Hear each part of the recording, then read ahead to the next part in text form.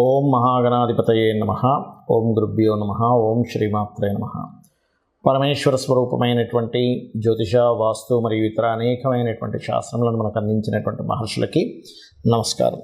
హయగ్రీవ హయగ్రీవ హయగ్రీవేతియో వదేత్తస్య నిస్సరతే వాణి జన్హుకన్యా ప్రవాహవత్. అరుణాం కరుణాతరంగితాక్షీం ధృతపాశాంకుశపుష్పబాణచాపాం అనిమాదిభిరావృతాం మయూకైః అహమిత్యేవ విభావయే భవానీం. శ్రీమాత్రే నమః.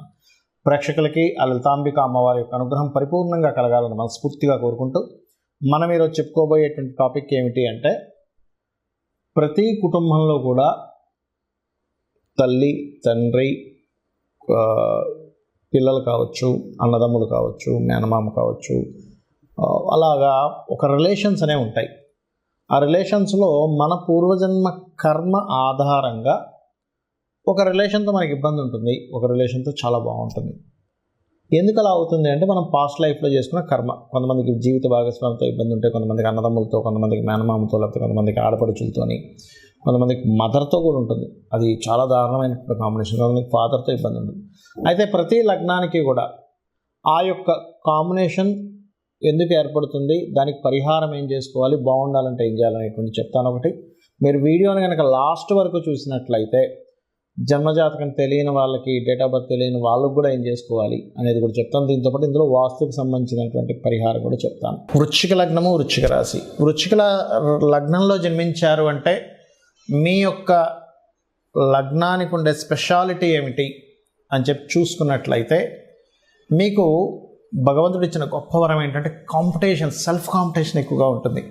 అంటే నేను నాతోనే పోటీ పడతా, ఏ విషయంలో నేను పోటీ పడతాను అనేటువంటి వృశ్చిక లగ్నానికి ఉంటుంది. అది ఒక్కోసారి బయటకు కనబడుతుంది, కొన్నిసార్లు కనబడదు. కొన్ని లోతైనటువంటి విశ్లేషణలు, లోతైనటువంటి సంఘటనలు వాళ్ళ లైఫ్లో తీసుకుంటే అప్పుడు అర్థమవుతుంది, ఎస్ వీళ్ళు కాంపిటీషన్కి ఎక్కువ ప్రాధాన్య పాత్ర ఇస్తారు, నేను బాగా చేయాలి, నేను ఇంకా బాగా చూపించాలి, నేను అనేటువంటిది ఎక్కువగా ఉంటుంది. అనేటువంటిది కాంపిటీషన్కి ఎక్కువ ప్రాధాన్యం చూపిస్తుంటుంది. మరి మీకు ఈ గొడవ ఎక్కడ వస్తుంది అంటే దీనివల్లే వస్తుందండి. న్యాచురల్గా కుజుడు గొడవకు కారకుడు.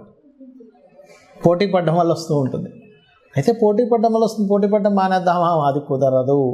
లైఫ్లో స్కార్పియో లగ్నం వాళ్ళు పోటీ పడకుండా ఉండడం జరగదు. అది ఎలా అంటే, చిన్న ఎగ్జాంపుల్ చెప్తా చూడండి. ఒక బంగారం మెరుస్తుంది, మెరవద్దంటే మెరవకుండా ఆగదు. వజ్రం మెరుస్తుంది, ఆగదు. న్యాచురల్ అది. గుర్రం పరిగెడుతుంది అంటే, నేను అనేది ఏంటంటే, ఒక తాబేలు తత్వం కలిగి ఉంటుంది, జింకలా పరిగెట్టలేదు. ఒక జింక తాబేలులా నడవలేదు. దాని సెల్ఫ్గా లోపల ఒక ఏదైతే ఎట్లా తయారు చేయబడిందో, ఒక్కొక్క లగ్నం కూడా దాని తత్వం యాజ్ ఇట్ ఈజ్గా అది ప్రొజెక్ట్ చేస్తుంది. దీన్ని మనం మారాలనుకోవడం మన తప్పు అంటారు. మరి ఇక్కడ సిబ్లింగ్ వరుస వాళ్ళతో గొడవలేం పెద్దగా ఉండవు. కానీ ఈ లగ్నం వారికి ఇక్కడ ఎక్కువగా ఇచ్చేది ఏంటి అంటే, కొంచెం జీవిత భాగస్వామి విషయంలో కొంత జాగ్రత్త పడుతూ ఉండాలి. అయితే ఒకవేళ ఉదాహరణ కుటుంబ సభ్యులతో ఏమైనా మీకు సపోర్ట్ లభించట్లేదు అంటే, ఇట్స్ వెరీ క్లియర్, గురువు పాడైపోయాడని మనం అర్థం చేసుకోవాలి. కుటుంబ సభ్యులతో కానీ, చిల్డ్రన్తో కానీ మీకు జూపిటర్ పాడయ్యాడా, చిల్డ్రన్ సపోర్ట్ చేయరు, చిల్డ్రన్ మిమ్మల్ని వ్యతిరేకిస్తుంటారు. తెలియకుండానే మీ అమాయకత్వం వల్ల కావచ్చు, మీ యొక్క మీరు ఎక్స్ప్రెస్ చేసేటువంటి విధానంలో తప్పు. ఎందుకంటే కుజుడు కదండి లగ్నాధిపతి. వీళ్ళ మనసులో ఏముండదు, కానీ ఎక్స్ప్రెస్ చేయడం అట్లా ఎక్స్ప్రెస్ చేస్తారు. కుజుడు కదా, ఫైరీగా ఉంటుంది. కానీ కన్నింగ్, ఎవరికైనా ఉదాహరణకు చెప్తున్నా, మెంటాలిటీ ఉంది అనుకుందాం, వాళ్ళు బయటకు మాత్రం నవ్వుతూ నాన్న అలా కాదు నాన్న అంటారు, కానీ లోపల ఉన్నటువంటి ఆలోచనలు వేరుగా ఉంటాయి వాళ్ళకి. ఇది అర్థం అవ్వడానికి వీళ్ళ జీవితం పెట్టాల్సింది వేరే వాళ్ళకి. సో ఇక్కడ ఈ కుజుడు తత్వం ఇది. స్కార్పియో లగ్నాల్లో జన్మించారు, వీళ్ళు ఎక్స్ప్రెస్ ఇట్లాగే చేస్తారు, కఠినంగానే ఉంటాయి, కొన్నిసార్లు కాంపిటేటివ్గానే ఉంటాయి. మనం అర్థం చేసుకుంటే వీళ్ళతో కమ్యూనికేషన్ బ్రహ్మాండంగా చేయగలుగుతాం. అయితే ఇక్కడ ఒకవేళ అన్నదమ్ములతో కనుక వీళ్ళకి ఇబ్బంది వస్తుంది అంటే, ఇట్స్ వెరీ క్లియర్, వీళ్ళకి శని పాడయ్యాడని అర్థం చేసుకోవాలి. మరి జీవిత భాగస్వామితో రిలేషన్స్ బాగాలేవు, శుక్రుడు పాడవుతాడు. అప్పుడు ఏం చేయాలి? ఇక్కడ అన్నదమ్ములతో ఇబ్బంది వస్తుంది అంటే వెంకటేశ్వర స్వామి ఆరాధన, జీవిత భాగస్వామితో ఇబ్బంది వస్తుందంటే లక్ష్మీదేవి యొక్క ఆరాధన, లక్ష్మీ గణపతి యొక్క ఆరాధన చేస్తూ ఉండాలి.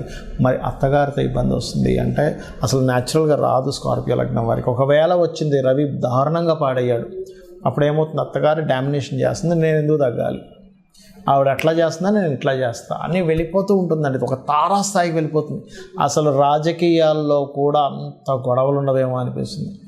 అసలు ఎత్తుకు పై ఎత్తు, గొడవలు, గందరగోళంగా ఉంటుంది. నిజంగా కనుక స్కార్పియో లగ్నంగా వారికి అత్తగారితో కనుక స్పాయిల్ అయితే కనుక, అంటే రవి పాడైతే కనుక, మరి వీటన్నిటికీ కూడా ఒకటే, మీరు దత్తాత్రేయుడి యొక్క ఆరాధన ఎక్కువగా చేయండి. సూర్య నమస్కారాలు చేస్తూ ఓం మిత్రాయ నమః అనే మంత్రం చేయండి, అద్భుతంగా ఉంటుంది. ఇక్కడ ఒక విషయం గుర్తుపెట్టుకోండి, మనకి జన్మ జాతకం ఎంత ప్రభావితం చేస్తుందో రిలేషన్స్ విషయంలో వాస్తు కూడా అంత ప్రభావితం చేస్తుంది. అయితే ఇది ఏ దిశను చూసుకోవాలి? ఇక్కడ పర్టికులర్గా సోషల్ కమ్యూనికేషన్స్ లేదా ఇంట్లో ఉండే వాళ్ళందరి సఖ్యతని చూసుకునేటువంటి దిశ తూర్పు. ఎందుకండి తూర్పుకి అధిపతి ఎవరు? తూర్పుకి సూర్య భగవానుడు అధిపతిగా చెప్తూ ఉంటారు. అలాగే ఇంద్రుడిగా చెప్తూ ఉంటారు. మన ఇంద్రియాలు, ఇంద్రుడు అంటే ఎవరు? మన ఇంద్రియాలకు సంబంధించిన ఇంద్రుడు. మనం గనక ఒక రిలేషన్స్ని కరెక్ట్గా మనం అర్థం చేసుకుంటూ ఉంటే అందరూ కలిసి ఉంటారు. సూర్య భగవానుడు ఎందుకు ఇచ్చారు తూర్పుకి అంటే, తూర్పును ఉదయించేటువంటి సూర్యుడు అనే కాకుండా, సూర్యుడు న్యాచురల్ ఫిఫ్త్ లార్డ్, అంటే ఒక బాధ్యతగా ఉండేటువంటి, ఒక అడ్మినిస్ట్రేషన్ చేసేటువంటి లక్షణం ఉన్నటువంటి గ్రహం సూర్య భగవానుడు. ఈ తూర్పు భాగం కనుక మీకు మీ వాస్తులో పాడైంది, ఖచ్చితంగా ఏమవుతుంది? ఇంట్లో రిలేషన్స్ పాడవుతాయి. తల్లికి తండ్రి, తల్లికి కూతురికి, తండ్రికి కొడుకుకి, వీళ్ళందరితోనే ఏదో ఒక డిస్టర్బెన్స్ అనేది క్రియేట్ అవుతుంది. మరి దీనికి ఏమిటి పరిహారం? It's very clear. తూర్పు భాగంలో లైట్ గ్రీన్ కలర్ ఉండేలా చూసుకోండి, రెడ్ కలర్ రాకుండా చూసుకోండి. ఇట్లా కొన్ని ఉంటాయి. సో ఫస్ట్ ఆఫ్ ఆల్ ఏంటంటే, మీరు లైట్ గ్రీన్ కలర్ పెట్టుకొని అక్కడ మీరు చేయవలసినటువంటిది ఏమిటి అని చెప్పి చూసుకున్నట్లయితే, పర్టికులర్గా మీరు రాముడి యొక్క పట్టాభిషేకం బొమ్మ ఒకటి పెట్టండి. ఇది అయితే మరి ఇందులో మళ్ళీ రకరకాల వేరియేషన్స్ వస్తుంటాయి. అట్లాగా భార్యతో పడట్లేదండి అంటే ఆగ్నేయము నైరుతి కూడా పాడైందని మీరు అర్థం చేసుకోవాలి. అలా కాదండి, మాకు కొన్ని మనీ మ్యాటర్స్ వల్లే ఎక్కువ ఇబ్బంది వస్తుంది, ఇంట్లో రిలేషన్స్తోని కొత్త అవకాశాలు ఇంట్లో ఉండే వాళ్ళ వల్ల నేను ఇబ్బంది పడుతున్నాను అన్నప్పుడు, ఎవరైనా బంధువర్గంలో మేనమామ, మామయ్య వీళ్ళ వరుస వల్ల వస్తుందంటే కొంత నార్త్ కూడా పాడవుతుందని అర్థం. మదర్తో నాకు ఎప్పుడు ఇబ్బంది వస్తుందంటే, మీ జన్మజాతకంలో ఖచ్చితంగా తల్లికి కారకుడైన చంద్రుడు అండ్ ఫోర్త్ లార్డ్ పాడయ్యాడు, దాంతోపాటు వాయువ్యం కూడా పాడైందని మీరు చెక్ చేసుకోవాలి.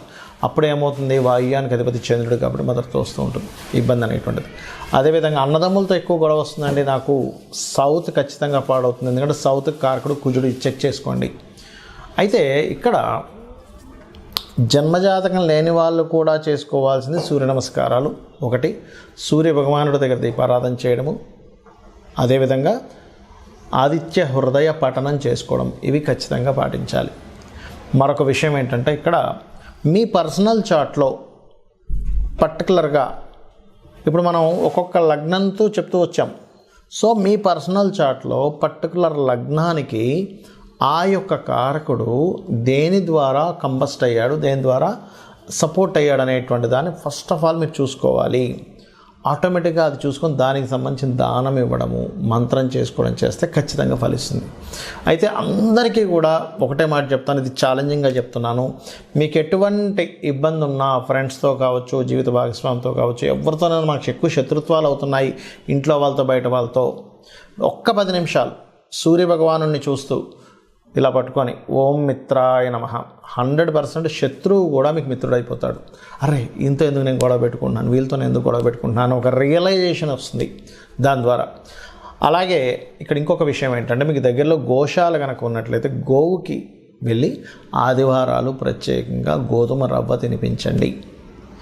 అదేవిధంగా మరొక విషయం ఏంటంటే, ఇంకా ఎక్కువగా ఉన్నాయండి రిలేషన్స్లో, అసలు నాకు సపోర్ట్ చేయట్లేదు, చాలా ప్రాబ్లమాటిక్గా ఉందన్నప్పుడు 14 కానీ 7 వారాలు కానీ రాముడి యొక్క పూజని ఆది బుధవారాలు చేయమని చెప్తుంది శాస్త్రం. సో రామదేవుడి కథ చెప్పుకోవడం చేసుకోవాలి.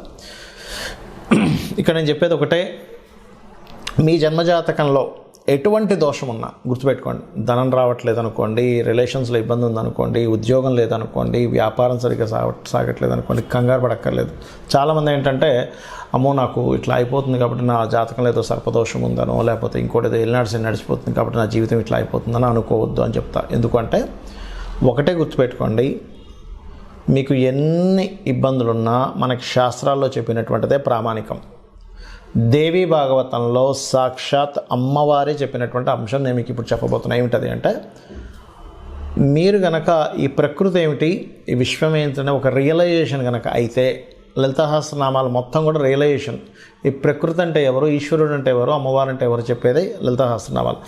కనబడుతున్న ప్రతి వస్తువు ఈశ్వరుడు, అందులో ఉన్నటువంటి శక్తి అమ్మవారు అని మీరు రియలైజ్ అయ్యి అమ్మవారిని నమ్ముకొని, నాకేంటి మా అమ్ముందని ఎలా నమ్ముతామో, చంటి పిల్లవాడు అమ్ముందని ఎలా నమ్మి హాయిగా నిద్రపోతుంటాడు, అలాగే నాకేంటి అమ్మవారు ఉంది అనేటువంటి భావనతో ఎవరైతే నిత్యము లలిత చేసుకుంటూ, లలితా సహస్రనామాలు చేసుకుంటూ, ప్రకృతిలో ఉన్న ప్రతిదీ ఈశ్వర స్వరూపంగా భావిస్తూ వాళ్ళ పని వాళ్ళు చేసుకుంటూ వెళ్ళిపోతుంటారో, పక్కవాడ అదంటున్నాడా, లేకపోతే ఈ సొసైటీ ఇలా మారిపోతుందనా, లేకపోతే ఇంకోటి అవుతుందనా అనేటువంటి ఆలోచనలు పక్కన పెట్టి మన బాధ్యత మనం చేసుకుంటూ అమ్మవారిని నమ్ముకుంటూ వెళ్తున్నారా, మీ యొక్క తలరాతని అమ్మవారే మారుస్తుంది అనేటువంటి శాస్త్రంలో ఉన్నటువంటి పచ్చి నిజం. కాబట్టి ఇది ఫాలో అవ్వండి.